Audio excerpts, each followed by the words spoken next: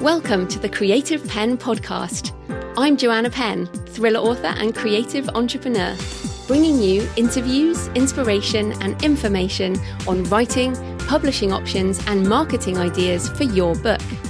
You can find the episode show notes, your free author blueprint and lots more information at thecreativepenn.com, and that's Penn with a double N. And here's the show. Hello creatives, I'm Joanna Penn and this is episode number 615 of the podcast, and it is Saturday the 2nd of April 2022 as I record this. On today's show, I talk to Tiffany Yates Martin about intuitive editing.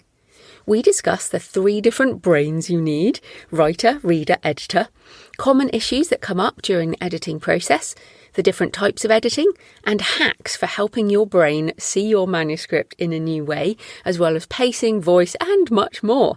So that's coming up in the interview section.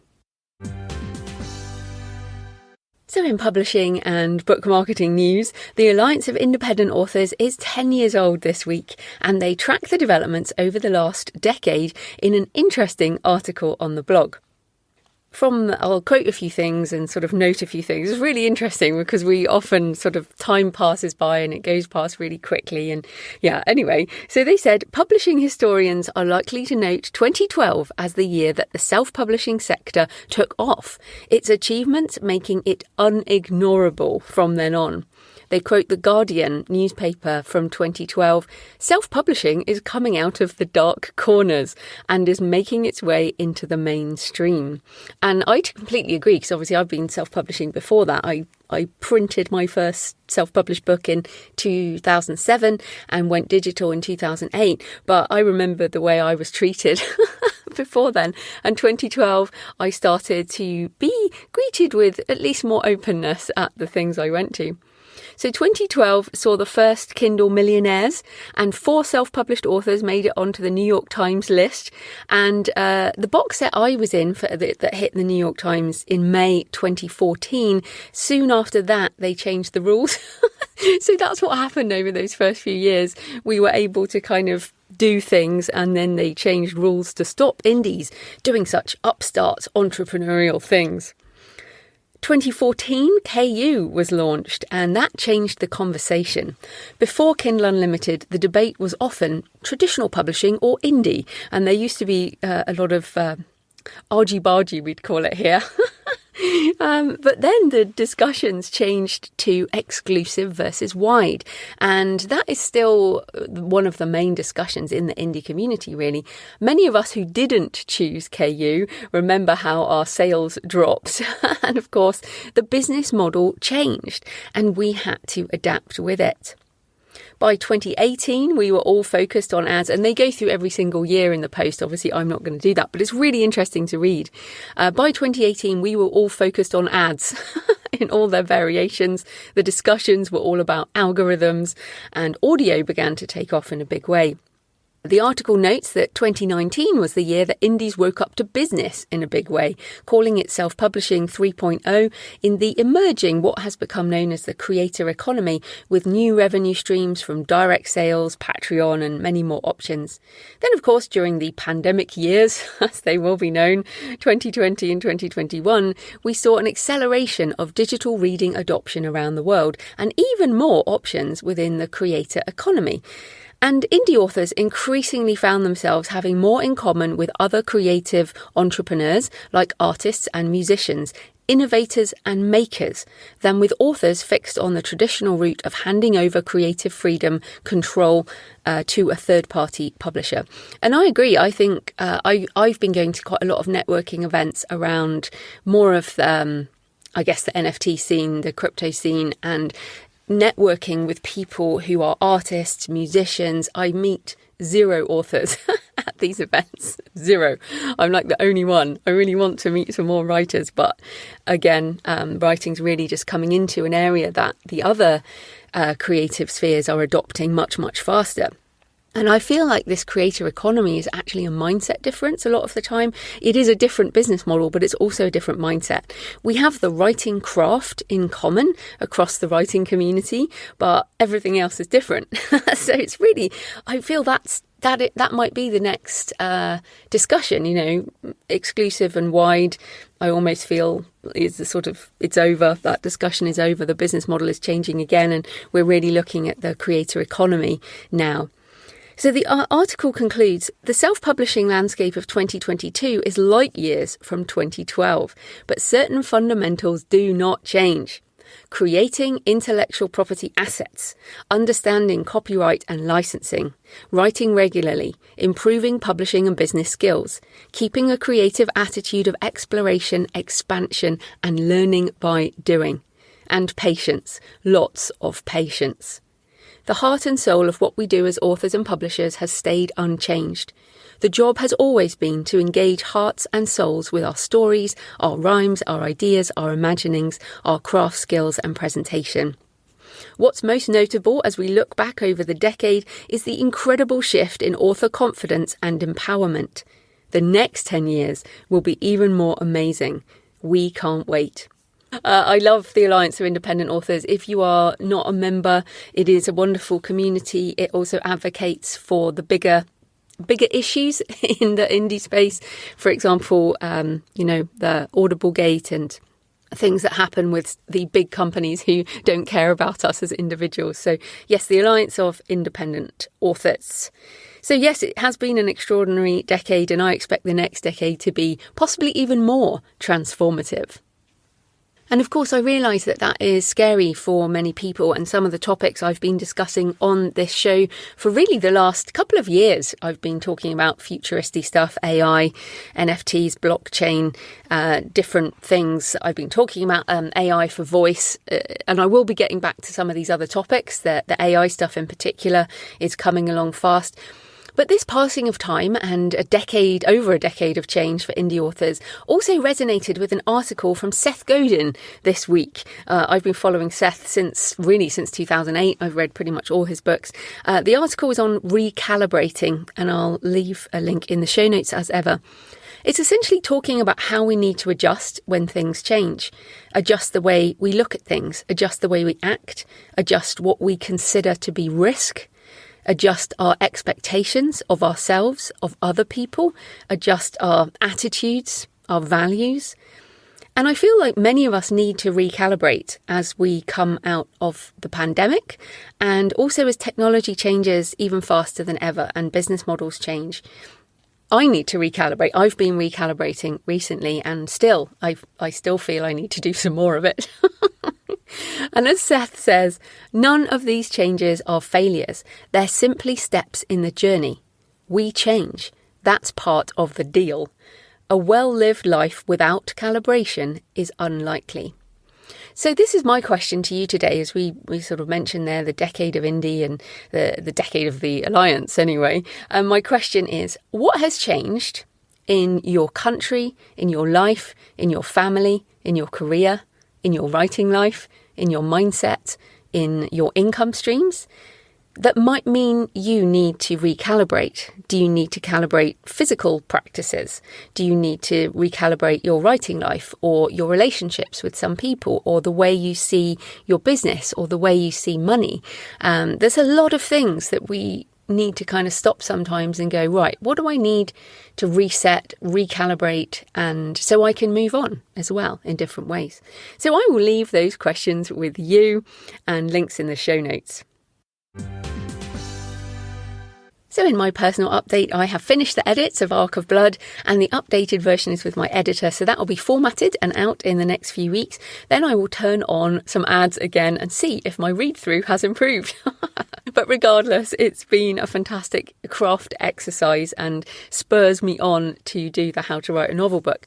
So I have also this week worked through Monica and Russell's Kickstarter book that we discussed last week, and I wrote a draft business plan. I did a draft budget, and goodness, it was eye-opening to work through that and actually do the practicalities. If you're considering a Kickstarter, I definitely recommend working through that book and thinking about the numbers, because when you do that, you can really play around with things, and it helps you think about the details. And I was sure I wanted to do a Kickstarter. Now I'm questioning it. I have a lot more questions I need to answer in order to decide whether to go forward with that. It doesn't fit with my relaxed author approach. So we shall see. I might just scale my ambition back and keep it simple. There's a lot of other things I want to do in the next few months. So I'm really looking at what I want to do with that. I just want to give it a go. But when I put this plan together, I had just so many cool ideas. And the problem is cool ideas take time. So we shall see. This week, I also spoke at the All About Blockchain conference, which was essentially a shorter version of episode 610. So listen to 610 if you're interested. But it was basically on the author side, the author and publishing side of NFTs. And there were some really interesting presentations. I think what was very interesting is this was a conference aimed at the publishing industry, actual people working in publishing. It was not aimed at authors. It was aimed at the industry. And so I was actually super nervous because this is not my usual audience. And I have quite a different attitude. So I kept referring to authors and rights holders because publishers obviously are rights holders most of the time. But I had some good feedback. And one publisher talked about the innovator's dilemma, which is an interesting thing. There's a book called The Innovator's Dilemma, but it's basically how do you decide or how do you make a decision about when to allocate resources to new technologies? And this is relevant for all of us because I'm talking about things. And like I said, you don't have to do anything. I'm talking about stuff, but you don't have to act. I'm just trying to open your mind so that we can act when the opportunities arrive.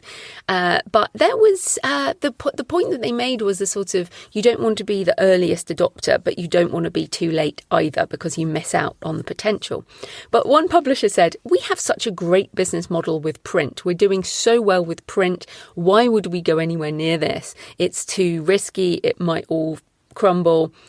And I thought, on the one hand, he's completely right. There's a really good business model with print. And in fact, all indies are making more money with print too.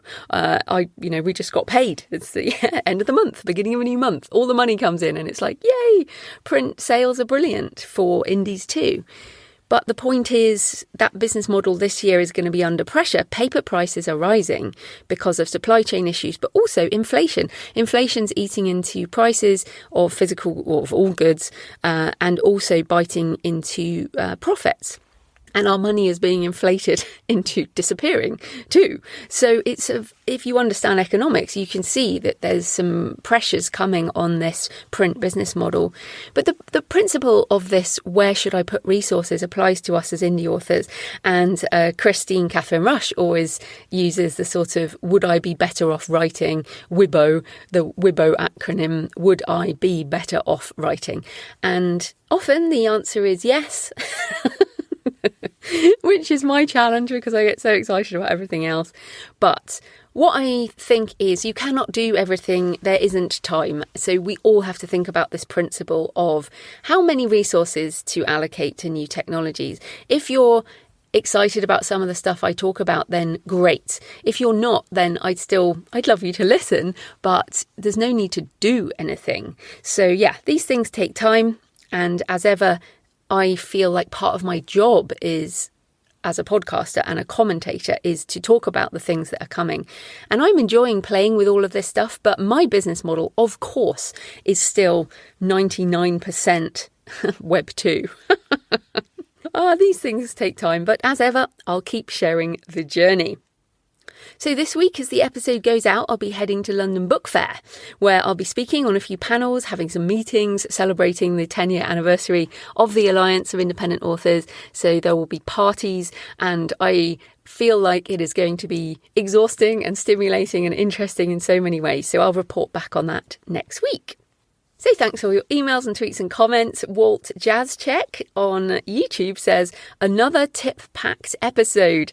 I was taking notes like crazy. Thanks so much. Hopping over to Kickstarter to follow these authors. Brilliant. Monica T. Rodriguez says, cooking up a Beyond Burger while listening to the podcast. Can't wait to hear more about the bookbinding experience. May not ever do it myself, but it sounds fascinating. And Avery K. Tingle And Avery's got such a great name, right? Avery Tingle. It's very memorable. So, and so we've been connected on Twitter for, I reckon, a decade, right, Avery? But he said, settling back into work, listening to the Creative Penn episode on Kickstarter, and in caps, she actually has me interested in doing NFTs, which I love. And Avery is a gamer author, and I think in gaming, these things are really taking off. So yes, thank you, everyone. And you can tweet me at The Creative Penn, and I love to see pictures of where you're listening, or email me, joanna@thecreativepenn.com, or leave a comment on the blog or the YouTube channel. I love to hear from you. It makes this more of a conversation. So today's episode is sponsored by ProWritingAid, which fits well with our discussion on editing. So I use ProWritingAid several times in my writing process, and always before sending to a human editor. So what is ProWritingAid, and why should you even consider writing software? Shouldn't you just learn all those rules? Well, before you send your book to your editor, it needs to be the best that you can make it. And ProWritingAid can help you do that with its suggestions for improvement, including passive voice, always an issue for writers. Sometimes you don't even know you're doing it. Things like sentence length variation and complexity, adverbs, repeated words, dialogue tags, commas, which I always have fun with, typos for the specific type of English you use, as well as things like you started 3 sentences in a row with the same word, which of course sometimes you might want to do, but sometimes you don't. And it has some really useful reports to help you improve your writing, things like pacing. There's just loads and loads of brilliant things to help you. I love how I can write in Scrivener and open the project within ProWritingAid, and it will check the content and update as I write and save it into Scrivener. So that's how I've been doing my edits for these rewrites, is kind of opening the whole book within Scrivener and going through each chapter. Just sort of editing it live as I went, and I just love it. It's seriously, I'm such an evangelist for ProWritingAid because it helps my writing process so much. I used to use Grammarly, but I switched to ProWritingAid as I feel it is much better for longer form books, and also the integrations fit better with my workflow with Scrivener, for example. They also have integrations with Word, Chrome, Google Docs. They have a plagiarism checker, so if you're doing any writing with AI, I suggest you use a plagiarism checker, always important. You don't have to be techie to use ProWritingAid. My 76, 77, I don't know how, my mum's in her mid-70s, she loves it and helps her control her over-enthusiastic usage of exclamation marks. So yes, I love ProWritingAid. I think you will too. Check out the free edition or get 25% off the premium edition using my link prowritingaid.com/Joanna, Joanna, prowritingaid.com/Joanna. So this type of corporate sponsorship pays for the hosting, transcription and editing. But my time in creating this show is sponsored by my wonderful patrons. Thanks to new and returning patrons in the last few weeks, and those of you who have adjusted your pledge upwards in appreciation, you are brilliant. Welcome to new patrons: Ingrid Stelmacher, Lois Hoffman and Dee Vine. And thanks to everyone who's been supporting the show for years and months and days. You're fantastic. You can support the show with just a few dollars or whatever currency you fancy. They take a lot now. And you'll get the extra monthly Q&A audio where you can ask questions about craft, business, publishing, marketing, and yes, tech stuff, AI, NFTs, etc. You can support the show at patreon.com, patreon.com/The Creative Penn. Right, let's get into the interview. Tiffany Yates Martin is an editor, speaker, and teacher with almost 30 years in the publishing industry. She writes contemporary women's fiction as Phoebe Fox, and her latest nonfiction book is Intuitive Editing, a creative and practical guide to revising your writing. So welcome, Tiffany. Thank you, Joanna. Thanks for inviting me onto the show. It's good to talk about this topic. But first up, tell us a bit more about you and how you got into writing and editing. Well, the writing I'd always done, like most of us, I started from the time I was very young. My mom recently gave me back a copy of a book I must have written in elementary school called, embarrassingly enough, my autobiography about me. I wrote it myself. Oh, brilliant. And it's full of gems like my brother is annoying, that kind of thing. But it was funny because I bound it and I put my author note in there at the back and my I had back cover copy. So I think that was ingrained. But I actually went into acting as a career, which is how I sort of side hustled into editing. I was working as an actor and thus working as a waiter in New York, like many of us. And one day I saw in the New York Times something that said, get paid for reading books. Send us $25 and we'll tell you how. And I wanted to find something with a little more longevity than waiting tables that would allow me flexibility for my acting career. And I had been an English major and always good at it, always loved it. So I thought, well, give this a try. It's probably a scam. It wasn't actually a scam. It was full of really great suggestions for how to approach. This was mostly for copy editing and proofreading, which is how I started, how to approach the managing editors and the copy chiefs at big publishing houses. So for, probably that was in the early 90s. And for probably the first 15 years of my career, I was working as a freelance copy editor for most of the big six back when I started. And then about 12 years ago, I decided to move into developmental editing, and I've been doing that ever since. I work with authors directly, both indie and traditionally published, and I also work with several publishers. But then also you write contemporary women's fiction, which I always find interesting because I feel, obviously we all self-edit as writers, but an editor, like the editor's brain, it can be so different. So I'm really interested, so when did you think, I know, I'll write fiction too? And how do you manage those two different brains? So interestingly, I didn't try to set out to become an editor, but I realized right around the time I think I shifted into developmental editing, it's my first love. And I do love writing and I always have, but I think I'm an editor first. And so as you correctly point out, the hardest thing about being a writer, if you're also an editor, is that your brain is working as editorial mindset, and that can shut you down. I think it's what we do sometimes as writers when we, I always advocate, try to draft the story as freely as you can, because if you are sitting there editing it or observing it as you're going, you're getting in your own way and you're shutting yourself down. You're shutting off the very part of yourself that can achieve what you're trying to achieve, because it's the equivalent of having somebody over your shoulder judging every line. Did you really mean to say that? Is that the best way to do it? Oh, come on, that sucks. And that's a horrific way to try to write. So fiction was always the thing I most wanted to write. I did work as a journalist for a while, but I loved fiction, but I had to learn to shut off the editor brain. And it was interesting because that was part of what helped me develop a lot of the theories that I use in the book, Intuitive Editing, was that ability to separate out. I talk about the 3 stages of writing and the 3 brains you need to be in at different times. You have to be in writer brain when you're writing. And then you shift to kind of reader brain when you're doing your first assessment of what you have on the page to see how effectively it comes across, how it strikes you. And then you transition into editor brain to be able to figure out why it may not be working as well as it could in certain areas and how to address those things. But then once you figured that out, you go back into writer brain and you bring in all of those skills you learned as a writer to use as revision. One reason I think editing can be hard for us is because we're not really taught how to edit. We're taught how to write.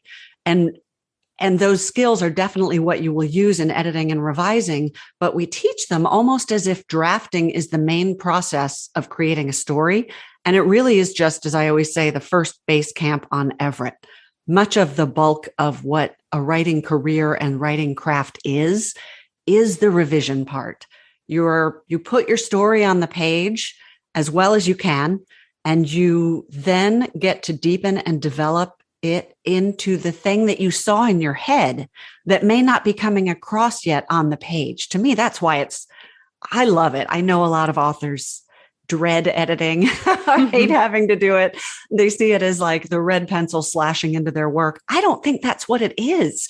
To me, it's the process of doing more and more deeply of what you love about writing in the first place, which is creating these characters, creating worlds, putting them into these situations, and you find out what the soul of that story is.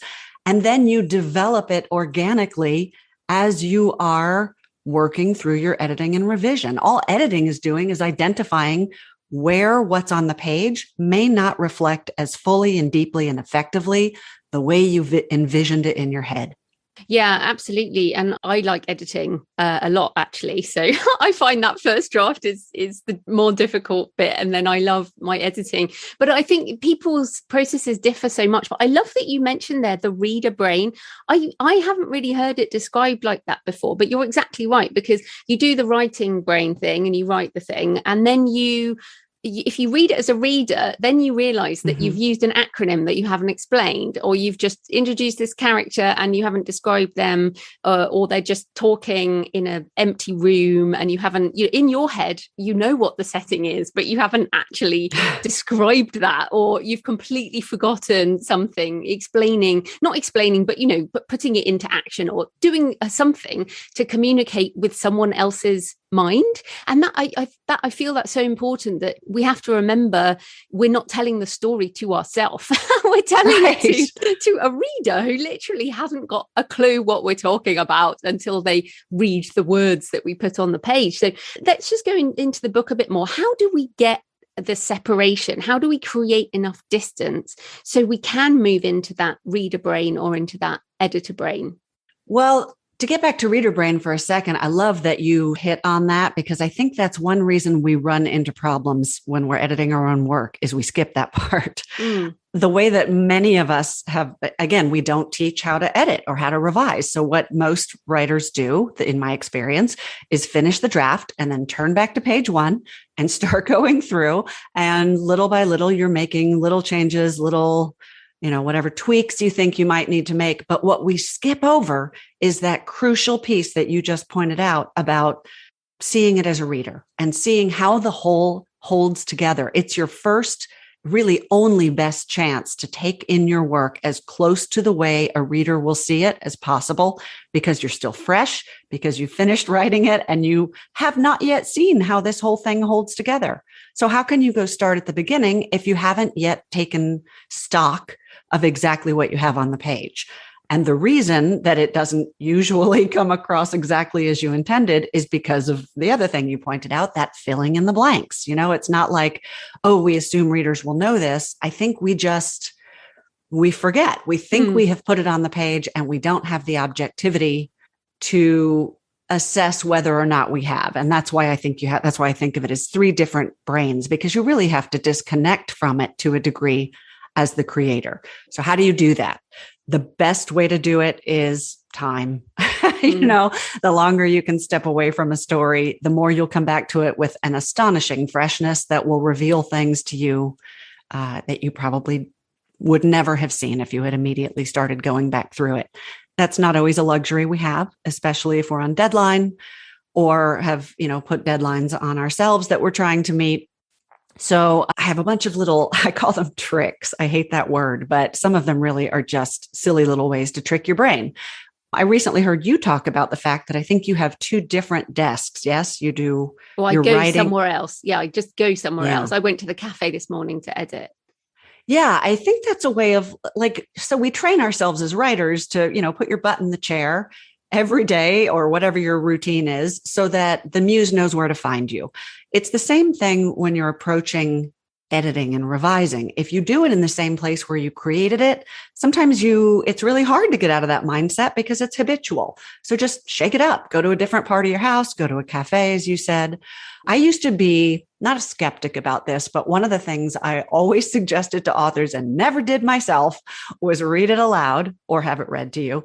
And I knew it worked for some people, but I was like, I don't really need to do that. That's not going to work for me. And then I just recorded, you and I were chatting about, I just finished recording the audiobook for intuitive editing. And oh my God, I was stunned by how much you see it differently. You hear it differently. Not only the words themselves, like I was catching echoed words and clumsy phrasings I could have made better, but that's just line editing stuff. I was seeing how the flow holds together and how the ideas come together. And is this in the right place? And is this the most effective way to state this? And luckily, because it's set in stone already and has been published for a couple of years, yes, I was pleased to see it was. But it was really fascinating to see how that changed it. And not just the reading of it, but then when I went to proof the files, the audio files, hearing it read opened up even more stuff to me. So that's a great way. This is one of the silly little tricks, but honest to God, it can work. Change the name on the cover sheet of your manuscript, not to your pen name, not to necessarily a real author's name. Just make up a name. It's the weirdest little distancing trick, as is changing the font that you usually write in. If you're used to seeing it one way, I know one author who swears by the much maligned Comic Sans when they're doing their edits because it makes it look different. In the same way that you might put it on your e-reader is another great way to do it, because suddenly it's formatted differently, and that sort of tricks your brain. Or print it out, seeing it on. If you I usually print it out. I'm because editing by hand. Yeah. Because why? Does that give you a different perspective? Yeah, I just, because when I write and I do the first kind of self-edit, it's all on the computer. And then I print the whole thing out, and I print it double page. So I could almost fold it over and it would be like a book. So cool. So it's almost, and I have to wear my glasses now because I can't really see the font properly. But it's like, I feel like by printing it out, it looks like a real book. And also I can just see it more, how it looks on the page. And that helps me with pacing. And there's all kinds of things that printing it out does in terms of what I like that you say trick. You have to trick your brain, because we think we know better. We think we've done everything. And then like you say, you change the font, and that will move words onto another line, which then helps you see words that you've repeated or sounds that you've repeated. And you're like, seriously, how did I not see that? It forces you outside that creator perspective and to see it in a new way. And it can be really helpful, as silly as it sounds. Yeah. So let's just talk about some of the common issues that you see. And I want to take it in two parts. So first of all, with early stage writers, which is people with their first to their third book within the same genre. I think, that if you jump genres, it's almost like starting again every time. But what are some of the common issues you see with manuscripts from early stage writers? Honestly, differentiating between what I see from early stage writers and then more experienced writers is a little bit, to me, in my experience, artificial, just because you'd be surprised how universal the things I see most commonly are. And it usually has to do with what I call the holy trinity of story, which is character, stakes, and plot. It just may be that an author who is farther down the road of their career, we can dig maybe a little bit deeper, or I can shorthand as an editor. I can say something a little bit more like stakes here are not really clear. Could you put that on the page more? Whereas with a newer reader, I might have to go into a bit more detail and explain why the stakes are important, what I mean by that, exactly how to show that on the page, that kind of thing. But the things I see most often are with character. I always say that readers don't care what's happening until we care who it's happening to. So if we do not have sufficient character development so that we have a reason to invest in the character, and we don't have to like them. They have to be real. We have to know enough about them and who they are to feel that we want to get in the car with them and take this journey that's going to be 80,000 words or more. Is this somebody we want to be with that long? And then with stakes, if the character who we now have come to care about, or at least invest in, if they do not care profoundly about something that they are pursuing, then we don't care. So if stakes are not clearly differentiated, clearly defined, and evident throughout the story, then it's hard for readers to feel invested. And then with plot, I usually see, I have little catchphrases for all of these. With plot, I always say action is not plot, and plot is not story. So this is one area where I do see a difference with newer and more experienced writers. Newer writers sometimes will have a whole bunch of exciting stuff going on, but that's just action. What makes it plot is that it is in service to something that the character wants, their goal, what is at stake. What makes that story is how the character is changed by it as a result of their pursuit of this goal. The things that happen to them along the way, which is the plot, changes them, which is the character arc, from who they are at the beginning to who they are at the end. If those three things are not rock solid, then the story, it's like three legs of the tripod. It's just not going to stand as firmly as it could. But the other thing that I will often see is a lagging an unclear, let's say, central story question, which is what's the main reason that we as readers are reading this story? What is it we want to find out? Why do we keep turning the page? So there will be one big umbrella question generally. Will Katniss survive the Hunger Games, for example? But then there'll also be smaller questions. Will she keep her sister from having to go to the Hunger Games? Will she get a good weapon? Will she be adequately trained? Will she get Rue out of that tree? So we need to have that sort of propelling us all the way through the story with also sustaining tension, which works in service to suspense. Suspense basically creates a question. Tension creates like conflict, friction, something standing in the way of what the character wants. And sometimes I think newer authors get into the habit of everything is fine, smooth sailing. The character's just going along, living her life. And that's not story. That's real life. We don't read for that. We read for the peaks and the valleys, for opposition, for conflict, for things standing in the way. And we need to have that all the way through the story. If tension flags, think about like pulling your reader through your story on a rope. If you let go of that rope and tension flags, what happens? Nobody's moving forward anymore. And it's so interesting because so there you've talked about character, about stakes, about plot, suspense, tension. You have not even mentioned grammar and typos. Thank you for pointing that out. And what's so funny is that many this is what I think the difference is between early stage writers and later stage writers, or what I've at least seen in myself and other people. Obviously, I'm not an editor, but is that early stage writers, they literally jump into grammar and typos. Whereas once you've done a few books, you understand that, hey, I can use ProWritingAid to fix those, but I cannot fix some of these much, much bigger things that a developmental editor, as you've talked about, will get into. So where do grammar and typos sit and in the editing process? And yeah, I mean, where's the importance of that? Well, it is important. And that's grammar and typos. I mean, honestly, if we're just talking about that's copy editing stuff. And that's the very last gilding the lily. But a lot of authors, I think, do line editing first. And that's polishing the prose, right? That's making it pretty. I always say trimming the fat and trimming the flab and adding the flavor. And that's sexy and fun. Everybody wants to do that. But that's the thing about going back to the beginning and starting doing that. You're missing all the stuff that's more foundational to the story itself. And I always say, if story is like building a house, that would be like hanging the curtains before you've got the drywall up or the windows installed. You've got to make sure that structure is solid before you start doing the sexy HGTV makeover part where you get to decorate it all. So when I wrote the book, I actually laid it out the way that I approach an edit, that I often suggest authors approach an edit, which is start with the macro edits. And that's the holy trinity that I just talked about: character, stakes, and plot, which is the foundation of your story. Once that's in place, then you can look at the micro edit stuff. That is suspense and tension. It's showing and telling, point of view, momentum, structure, the voice.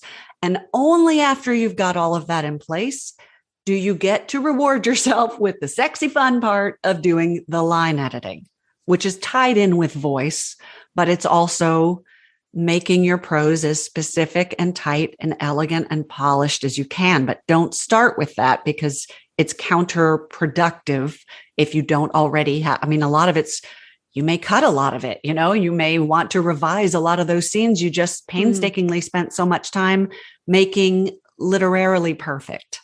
Yeah, absolutely. Well, just sort of back on the improving, you said there about getting some distance, that leaving it for an amount of time is a good way to get some distance. And it's funny because I'm actually right now I'm editing my first 3 novels, which I wrote in 2009. 2010 and 2011. So I really have and they started my career. They've got good reviews on, but I'm now reading them more than a decade later. So wow. 2009 I wrote Stone of Fire, and I've just finished revising it. I've just put out a new edition, and it's so crazy what I'm noticing from that difference. I'm like, okay, interesting. I mean, and the distance is so far that I think I can get I've been scared of it for a long time, but I was able to get some perspective. But one of the biggest things I noted that I wanted to, and I noticed you have a chapter on this in the book, is pacing. Now, I write thrillers, and I noticed that the book I published, the pacing was almost non-existent, as in, I think because I read so much literary fiction and back then, as I still do, but I mean, I've read a lot more thrillers since, but my paragraphs were like pages long and I didn't have any sort of white space. I didn't have enough dialogue or punchy, even just hitting the return key, sentence fragments, ways of communicating pace on the page. So what are your thoughts on pacing? Obviously not everyone writes thrillers, but how do we communicate pace? Well, let me start, if I can, by just differentiating for a second between momentum and pace, which I think some authors confuse. And so they're approaching the wrong thing. Momentum, a lot of authors refer to that as pace, but really what momentum is how your story moves forward, and it should always be moving forward. Pace is the speed at which each scene progresses, and that can vary, and it should vary. I always say that momentum is the Niagara Falls and the Mississippi River both have momentum, but they move at a very different pace. So that's a good way to remember the difference between them. Pace is a great tool to use in service of creating the effect you want to create in the reader, as you said. So one consideration is genre. If you're working in a thriller genre, you are going to have a different pace throughout than you would if you're writing literary fiction, which moves at a much slower pace. But you also, in every genre, you want to vary your pace. If it's always moving at this crazy fast clip, you're going to exhaust your reader. But if it's always moving at a really slow pace, you may lose your reader. So if we're talking strictly about pace, I talk about suiting it to your genre, suiting it to the mood of the scene that you're writing. So if this is a high-paced thriller scene where you've got a chase scene, let's say, or you want to create high suspense is often well served by fast pace. How do you actually do that? You talked about several ways. You do short sentences. You give a lot of white space. You keep not just short sentences, but keep in mind the feel of your sentences. You can use long multisyllabic words, and that's going to draw your pace out, or you can keep them short and sharp, and that keeps pace clipping faster. If you have a lot of dialogue and you break that up, if you have big chunks of dialogue, that's going to slow down the pace. If you have a character, one thing I often see is there'll be a very high stakes moment in a scene like that. And the characters will be talking like this, where they're simply chatting out the way you would in a regular conversation, what's going on. That's not how you communicate pace and urgency. If a scene is meant to be happening at a fast pace, then you want to, the way we do in an actual fast-paced scene, if you, let's say, had a car wreck, you're not going to call your husband and say, well, I wanted to tell you that I just saw this car coming by and I hit them. And then you're just going to go, I got hit by a car. I need your help. So you want to keep in mind how we communicate, and not just your characters, but you as the narrator. But momentum, I think, is a really important thing to talk about too, because very often I think momentum flags when we lose those key holy trinity areas, like the plot is losing cohesion, or the characters stop progressing along their arcs, or the story stakes have deflated. And when that happens, it doesn't matter how fast your pace is, you're not going to be able to pull the reader back in because you've lost momentum, which is the basis of what story is. And I think when you start, and I don't want to discourage anyone listening, like if you are starting out as a fiction writer, I remember feeling like, oh, I just have to learn this, and this, and it'll be all fine. And then a decade or so later, it's like, goodness, I still have so much to learn. I mean, do you feel that? I mean, you've obviously written a number of novels, and you do all this editing. It feels like it never stops, right? And maybe that's a good thing, because why would we bother just writing the same thing over and over again? It's like we need to challenge ourselves, and there's always something to learn, isn't there, from whatever the next book is, or a book that we've read that we've just gone, oh yeah, that did that thing in a really good way. Which I think is part of the process. It's how we grow as artists. You just talked about going back to books that you wrote more than 10 years ago. And part of it is that you're seeing what you're seeing because of that time and distance we talked about. But I would bet that the bigger part of it is that you have grown so much as a writer. And that doesn't make those books bad. I look at my early novels and they're not as good as my most recent novel, but they're not bad. I just was in a different place as an artist than as a writer. And now I've learned more and I'm still learning more. Even as an editor, I've been doing this 30 years, Joanna, and I learned something all the time. And if I didn't, as you said, I would get bored. That's what the process is. That's how we grow as creatives. You just reminded me there, and I'm not comparing us to Picasso, but I have been to the Picasso Museum in Malaga in the south of Spain, and Picasso's from Malaga, was from Malaga, and they have a museum there of his early work, like as a child and a teenager, and you would no way look at those things and go, that's a Picasso, if you compare it to what he was doing in his later stage. But what I love about the visual art community is that you'll go to a museum like this and they'll be, this was this period, his turquoise period, and this was his orange period, and that was the modernist period, and that was the realist. And it's almost like part of the artist's journey is separating your creative life into stages with an acceptance that you will grow and change. Whereas I almost feel like in the publishing community, there's this sort of deification of debut writers being amazing. That's so true. You know what I mean? And it's like, why can't we have this acceptance of these different stages of the artist's life path, I guess? And it seems to me that traditional publishing just bangs another name, like another pen name on an author. I mean, what do you feel about that? Well, back in the day, in the glory days of publishing, back in Max Perkins' era, my editing idol, that the way that writers and publishing worked was that they found a writer with promise, someone whose skill and talent they wanted to nurture. And that became the process. You didn't just sign an author for the 2-book deal. And if it wasn't a smash, out you go.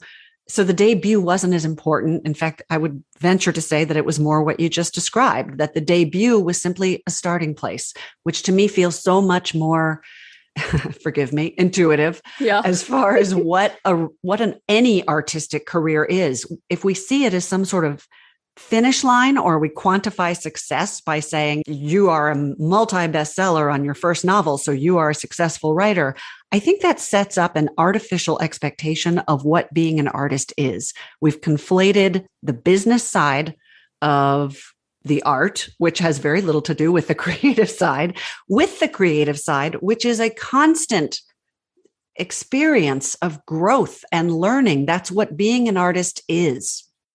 Yeah. So on that growth and that learning and the things that people talk about when you're an early writer and you don't have a clue what they're talking about, I think author voice is one of these things. And you have a great chapter on the author voice. And it's funny because, again, I'm reading my early, and the only reason I'm rewriting these 3 books is that they're the first 3 in a 12-book series. And so the first book is free everywhere and it needs to draw people in to the rest of the books so I can make more money from the series. So that's kind of why I'm doing it. But as like you said, like, they're not bad. They're just different. But as I'm reading them, I'm like, okay, I can see a glimmer of my author voice. But one part of my edit is strengthening that voice because I know now what my voice is as an author. But it's so hard to define. What are your tips on finding that voice? Or is it literally just a case of having to write a number of books until you discover it? No, I don't think always. I mean, that is a way to do it, but I don't know if it's so much, I love that you called it finding your voice, because, and that you know what your voice is now, because I often hear authors talk about creating their author voice, and you don't have to create it. You already have it. We all have a voice in the way we communicate, in the way we write, as far as our phrasing and our rhythm and our word choice. It's in our imagery, but it also stems from our experiences, our worldview, our background, our cultural inheritance, our frame of reference. All of that already exists inside of you. And the process of figuring out your voice is really just freeing that, letting that loose. But there are ways you can do it. One way is to do what you did and write dozens of books until you figure out what it is. But if you want to figure out what it is, my favorite way of analyzing anything is to look at other authors' work, because that's where we have the built-in objectivity we do not have with our own work. So if you have a book that you love or an author that you love, And voice is everything. I mean, frankly, I talk about in the book, voice is the way somebody dances. It's the way somebody sings. It's a director's voice in how it informs their art. Their films all have a similar feel to them. So you can analyze anything at all. But literally, don't just read to read. First, take it in as, this is why I love this story, and then sit down and figure out exactly what it is you love about your favorite author's voice. Is it the way they say things? Is it their phrasing? I remember I once read one of Jennifer Weiner's books, and she was referring to a character as every hipster. And I thought that was the funniest thing. Like, she had this really unique worldview and way of putting things that kind of shifted my mindset on them. So what is it you love about them? That's the best way to learn really any craft element, because you have the objectivity. But then analyze. Here's more little tricks that I use. Analyze the impressions that people do of other artists. You can't do an impression unless you understand the essence of what makes that person so distinctive. So if you look at, for example, Matt Damon doing Matthew McConaughey, he doesn't sound like him so much. He has his intonations. He has his delivery. He has his kind of laconic, laid back, he says the all right, all right, all right. But, but he does it in a way that evokes what makes Matthew McConaughey. Jamie Foxx does that with John Legend. Why are Christopher Walken or Robert De Niro endlessly mocked or done? People do impressions of them because they have these distinctive characteristics.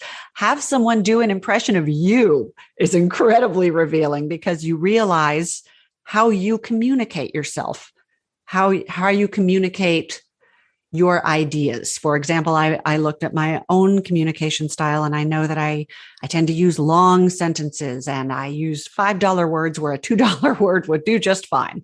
And I love imagery and metaphor and the em dash and semicolons.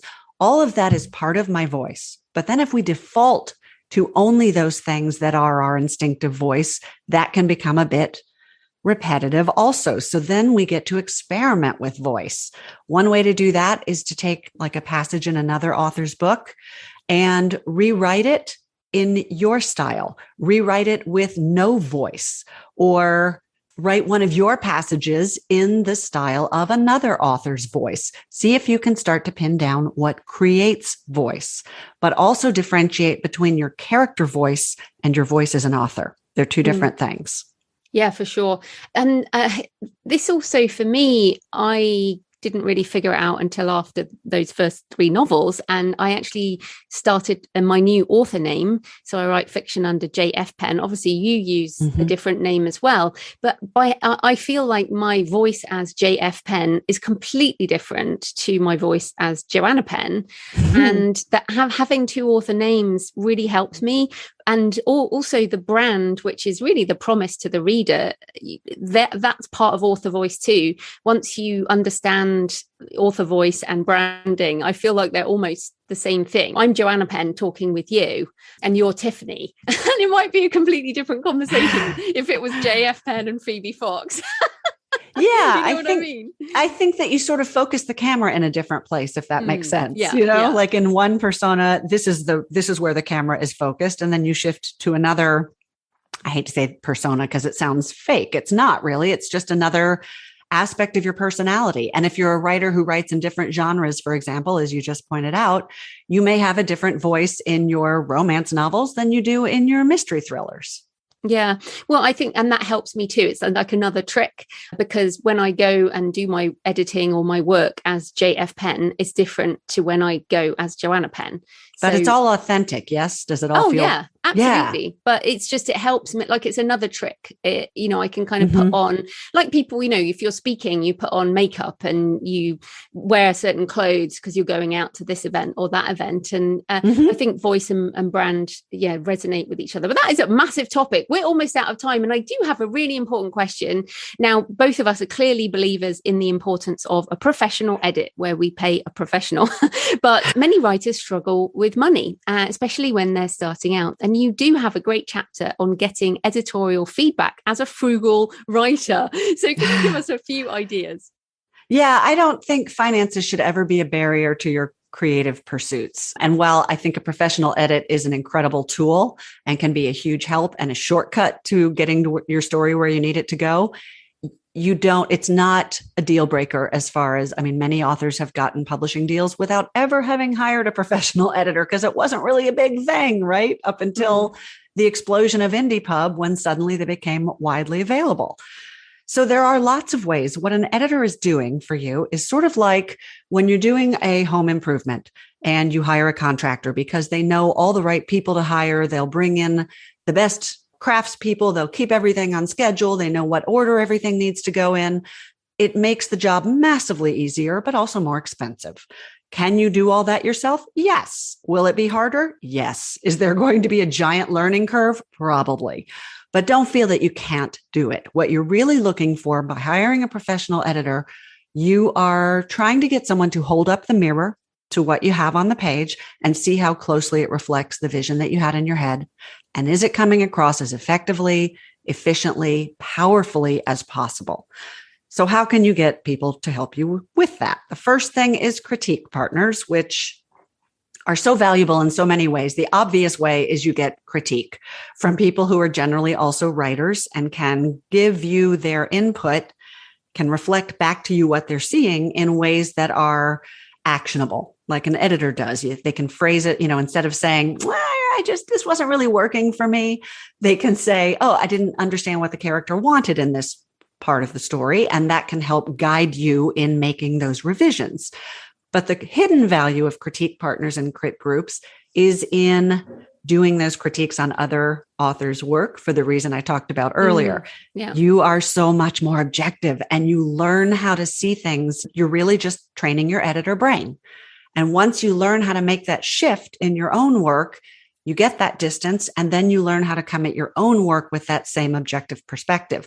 The other hidden value of critique partners and groups is that you get to hear, especially in a group. I was once in a huge critique group, which was a little bit unwieldy. It was 25 people often, but one after the other, you hear all these people's input on story and you learn to see what they're seeing, why it's affecting people the way they are, and really importantly, how to process the critique that you're getting, because you see very viscerally that there will be things that many of the readers see and point out.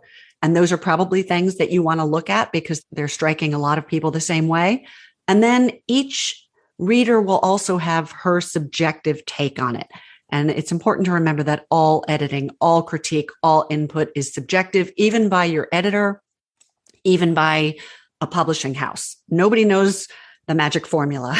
Yeah. And story is as personal as it gets. So one of the skills that you want to develop is knowing how to take the feedback you get and incorporate that, take what works and toss what doesn't, as I always say. Beta readers are invaluable as well. I differentiate those from crit partners. Crit partners can often help you work as you are drafting. Sometimes they work with you at the end of it, just as an editor would, but beta readers generally will read the finished product, and they are often not writers, which can mean that the feedback you get may not be as actionable and helpful unless you help guide your beta readers. So for example, on my website, I have, among other free downloadables, I have sample questionnaires you can offer to beta readers so that you can, if you ask a layperson, the first time I ever gave my husband one of my novels before it was published to help me with, I said, "What did you think of it?" And he goes, "Oh, it was good." Yeah, I said, "Great, thank you." So how, what was working for you? What did you think was most effective? And he goes, "It was good." Yeah. So if you give them questions, specific things, was there, and they're lay reader questions, right? So things like, was there anywhere you put the book down and it was a while before you got back to it? Was there anywhere you found yourself disliking the protagonist or didn't understand what they wanted? Was there anywhere you didn't feel especially engaged? Those are questions anyone can answer, whether you're a reader or not. One thing I suggest, and I'm always a little leery about it, is little baby editors. When I first started, when I wanted to move into developmental editing from copy editing, I didn't have a track record and I needed one, right? I wasn't going to ask someone to spend thousands of dollars until I could feel pretty confident that I was offering them that value. So I would offer free and incredibly cheap edits to my author friends while I was learning my skills. So you take that with a grain of salt because you have a little baby editor who may not be quite as adept at seeing all the things a more experienced editor would see. They may not be able to give you the feedback in a way that is constructive and positive in a way the more experienced editors might, but it might be a great way to get kind of a bargain edit. I would not ask an editor for this because that's a little bit insulting, but if you happen to find one of these hungry little unicorns, that can be a way. The only other thing I want to add, though, is that I think editing, one of the misconceptions I think we've gotten into with this explosion of having editors available is this mindset of you must hire an editor because an editor does the editing part. And that is true to a degree that they do the editing part, but that is also one of the basic skills every writer should have. We talked a little bit before about the 3 sort of stages of creating a story, and editor brain is part of writer brain. Writing is rewriting, Ernest Hemingway said. And so this is something that we can all improve on by doing things like reading books on the topic. Mine or Saul Stein has 2 that are brilliant. Dave King and Rennie Brown have one specifically about editing. There are great classes and workshops you can take at like the University of Chicago, which is the industry standard kind of standard bearer for editing in general, that offer editing courses. The EFA, Editorial Freelancers Association, offers reputable ones. If you're going to conferences or sitting in on them in our post-COVID world, if you've ever heard of RNCs, reading critiques, that's another way to see what agents and editors who are experienced in the business will read somebody's submission out loud and then talk through exactly what they're seeing about it. That's an amazing way to start getting that analytical, objective distance we talked about. And then do other people's critiques and listen to the critiques of their work. That's another way to hone your skills. Brilliant. Well, we've talked about loads of fantastic tips today, and I recommend your book, Intuitive Editing, which is fantastic. So where can people find you and your books and everything you do online? Thanks. Easiest place is probably my website, foxprinteditorial.com. That's got a lot of the downloadables I talked about, tons of free resources actually for authors, recommendations of books, downloadables. I've got a free YouTube channel that gives tips. I've got a weekly blog that goes out with craft tips and writing life information. And then I've also got online courses on there, and not just my editing book, but there's a link to my fiction as well if people are interested in that. Brilliant. And all my socials are on there. Okay, brilliant. Thanks so much for your time, Tiffany. That was great. Thanks, Joanna. So I hope you found the interview with Tiffany interesting and that it's given you some tips for your editing process. So next Monday, I'll be talking about selling children's books direct with Daniel Miller. And we actually have a great discussion about business models and what we might be leaving on the table. Daniel has such a different model to most indies, and I learned a few things, and so did he during our conversation. It was quite a different kind of interview. So happy writing, and I'll see you next time. Thanks for listening today. I hope you found it helpful. You might also like the backlist episodes and show notes, available at thecreativepenn.com/podcast. You can also get your free author blueprint at thecreativepenn.com/blueprint. If you'd like to connect, you can tweet me at The Creative Penn or find me on Facebook at The Creative Penn. See you next time.